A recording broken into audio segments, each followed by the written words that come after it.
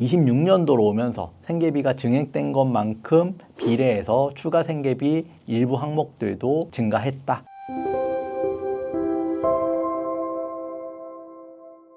네, 안녕하세요. 유익상 변호사입니다. 오늘은 서울회생법원에서 2026년을 맞아 생계비 검토위원회의 의결사항이 나왔습니다. 개인회생 절차에서 기본적으로 인정되는 생계비 이외에 주거비나 의료비와 같은 추가 생계비를 얼마까지 더 인정받을 수 있을 거냐에 대한 기준을 발표했는데 그 내용을 한번 살펴보도록 하겠습니다. 네, 우선 25년에서 26년도로 넘어오면서 최저 생계비는 이런 식으로 변동이 되었어요. 1인 생계비 기준으로 한 10만 원 정도 이제 상승이 되었고 2인 생계비 기준으로는 한 16만 원 정도, 3인 생계비 기준으로는 20만 원, 4인 생계비 기준으로는 25만 원 정도 이제 상승이 되었는데 이 생계비가 상승한 만큼 비례해서 기본적으로 추가로 받을 수 있는 생계비도 변화가 있었는데 어떤 항목들이 어떻게 변화됐는지 한번 살펴보겠습니다.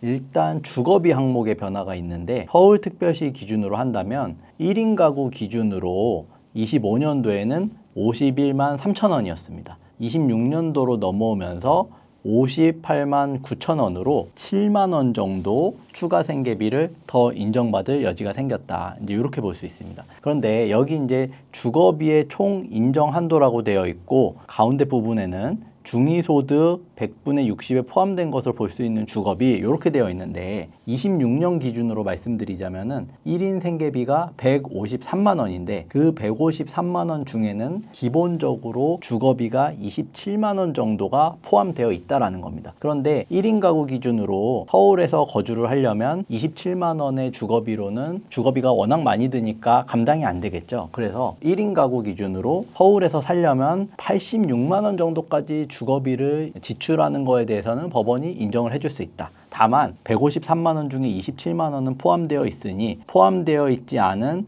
58만 원, 그러니까 59만 원 정도에 대해서는 추가 주거비로 인정을 해주겠다라는 의미로 볼 수 있겠죠. 그러면 월세로 86만 원을 내시는 분들 같은 경우에는 추가 주거비로 59만 원 정도를 더 인정받으실 수 있을 거고 다만 한도가 86만 원이니까 내가 월세를 100만 원을 내든 150만 원을 내든 최대로 인정받을 수 있는 금액은 58만 9천 원이다. 이제 이렇게 볼 수 있겠습니다. 그러면 서울시 이외에 다른 지역은 어떠냐? 그러니까 과밀 억제 권역이나 그다음에 뭐 세종, 용인, 화성시 과밀 억제 권역은 기본적으로 이제 수도권 대부분의 지역으로 볼 수 있는데 그 지역 같은 경우에는 25년 기준에는 추가 주거비 인정 한도가 38만 원이었고 2인 가구 62만 원, 3인 가구 79만 원, 4인 가구 96만 원이었는데 이런 식으로 1인 가구 43만 원으로 6만 원, 5만 원 정도 이제 소폭 상승을 했고 2인 가구도 한 10만 원 정도 상승을 했고 3인 가구도 91만 5천 원으로 한 12만 원 정도 4인 가구도 110만 원으로 한 15만 원 정도 이렇게 상승을 한 모습을 과밀 억제 권역 이외에 나머지 이제 지방 광역시라든지 안산, 김포, 그다음에 경기도 광주시, 파주시 이런 지역 같은 경우도 이제 변화가 있었습니다. 그래서 사실 변동폭이 그렇게 크지는 않습니다. 1인 가구 기준으로 21만 5천 원에서 22만 9천 원으로 1만 5천 원 정도 이제 상승을 했죠. 그리고 2인 가구 35만 원이었는데 38만 원, 그리고 3인 가구 45만 원이었는데 48만 9천 원, 그리고 4인 가구 54만 8천 원에서 58만 9천 원 이런 식으로 이제 주거비가 인상이 되었다라고 볼 수 있고요. 그다음에 나머지 지역들입니다. 광역시나 아까 안산, 김포, 광주시 이외에 그 밖에 이제 지역들 같은 경우에는 이제 주거비가 덜 들어갈 거기 때문에 요만큼의 이제 변동이 있다. 그래서 1인 가구 기준으로 16만 원이었는데 지금 17만 원 정도로 변동이 되었고 2인 가구도 뭐 29만 원, 3인 가구 37만 원, 4인 가구 45만 원으로 변동이 있다. 추가 생계비로 또 인정받을 수 있는 거는 이제 교육비 우리가 생각해 볼 수 있는데 교육비 같은 경우에는 인정 기준이 있습니다. 최근에 원래는 공교육비에 대해서만 인정받는데 재작년 정도부터 공교육, 사교육을 막론하고 이제 자녀에 대한 교육비면 인정해 주는 걸로 바뀌었습니다. 그래서 채무자가 미성년 자녀에 대한 교육비로서 합리적이고 필요한 비용을 지속적으로 지출해야 된다는 점을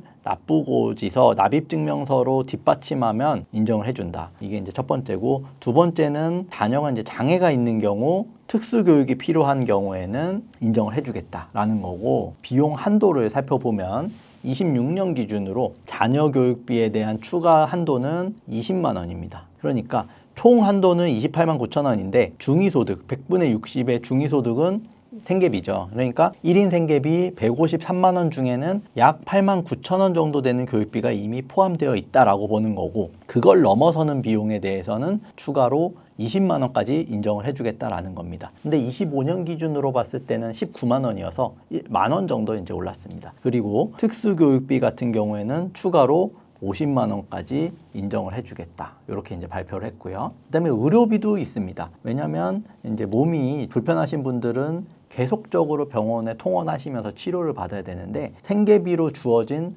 153만 원 안에서 의료비가 얼마가 됐건 다 해결하라 라고 하면 특수한 치료를 받으셔야 되거나 비용이 많이 드는 치료를 받으시는 분들은 감당이 안 되겠죠. 이제 여기도 마찬가지로 중위소득 100분의 60에 포함되어 있는 것으로 볼 수 있는 의료비를 초과하는 금액에 대해서는 인정을 해주는 건데, 요거는 마찬가지로 153만 원 중에 1인 가구는 6만 4천 원 정도가 포함되어 있다라고 보니까 그걸 넘어서는 의료비에 대해서는 추가 생계비로 인정을 해주겠다라는 건데, 인정 사유와 인정 범위가 있습니다. 그러니까 인정 범위에 대해서는 제가 방금 말씀드린 거고, 인정 사유는 채무자가 본인 또는 그 부양가족을 위하여 합리적이고 필요한 의료비를 지속적으로 지출해야 한다는 점을 진단서 영수증으로 뒷받침해야 되는 겁니다. 일회성으로 감기에 걸렸다거나 뭐 삐끗했다거나 이런 정도의 일회성 아니면 단발성 치료가 필요한 경우는 당연히 인정 대상이 아니고, 지속적으로 지출이 필요하다라는 점을 진단서나 영수증으로